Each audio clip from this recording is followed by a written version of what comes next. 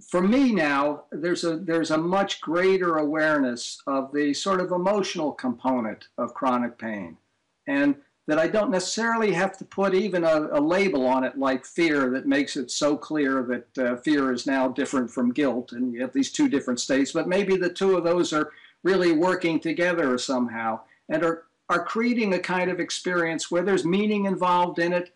There's storytelling involved in it, but there's also a lot of emotion involved in it. So it makes chronic pain, from my point of view, a very complicated experience.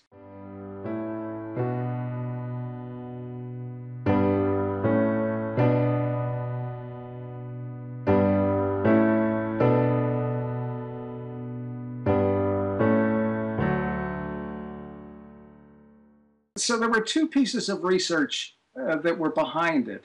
And one was a research that's been duplicated. It's very strange, but it indicates that when people are asked to write about trauma, about a traumatic experience, it doesn't even have to be a trauma that occurred to them. If they simply write about trauma, they have measurable health benefits.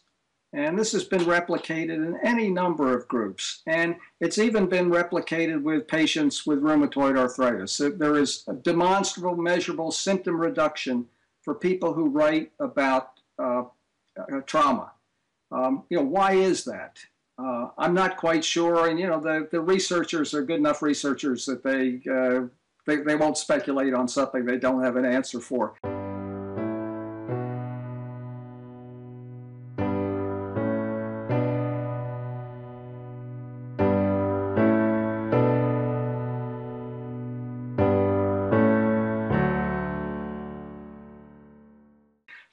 But I'm willing to speculate that there's a value that comes from simply organizing an experience. And writing seems to be a kind of super organization. You have to have grammar, and there's something that remains after you've had the thought, and it's externalized in a way. And they did very careful controls to make sure it wasn't just venting it, orally getting it out of you. That doesn't seem to work. But if you write, you have measurable health benefits. And the other was a book by Timothy Wilson, a psychologist at the University of Virginia, called Redirect. And in that, he has a concept he calls story editing.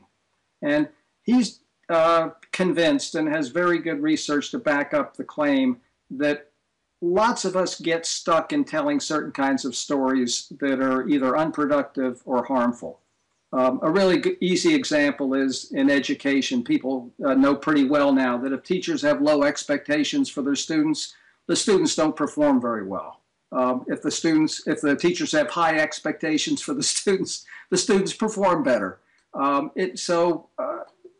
There's a very real effect in how you think about yourself.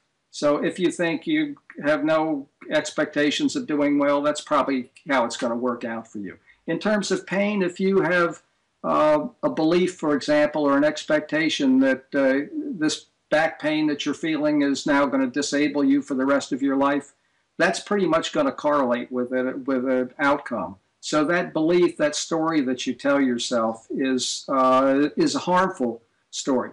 So there's some value in paying attention to exactly what cognitive framework that you're building around the pain, even without knowing it.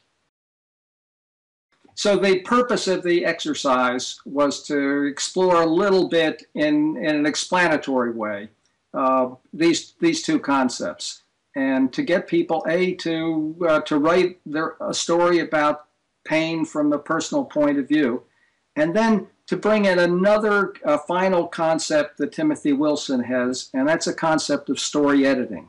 That is, he believes, and he's got research to back this up, that if you can identify for people that they're in some ways telling themselves a harmful narrative, and in this case it would be the narrative that this pain is disabling me and I'm kind of out of it from now on because of this pain, that you can edit that story. You can go back in there and add a not. I'm not disabled by this pain. This pain hurts, but it's not disabling me. The point is just to come at some to identify a kind of narrative that you're telling, maybe even the telling of it will have some symptom reduction benefit. And there's that additional step that you could come back and edit it if what you identify is a kind of story that may be harmful to you. There was a recent study, 2011, blue ribbon panel in the U.S., and the book it resulted from it is called Relieving Pain in America. And I can just cut to the chase and give you their big finding. Are you ready? Okay. The big finding is that pain care must be tailored to each person's experience. But what's important, I think, is the word experience that they're saying. Now, if you're focusing on someone's experience, you're not focusing on their DNA. You're not focusing on their genetic profile. You're not focusing on their illness. You're not focusing on their injury. You're focusing on their experience, and what their experience is something much bigger than this particular lesion I seem to have on my calf. So I think that to me is a signal that things are changing. That this blue ribbon panel is not coming out saying, we need a new super drug.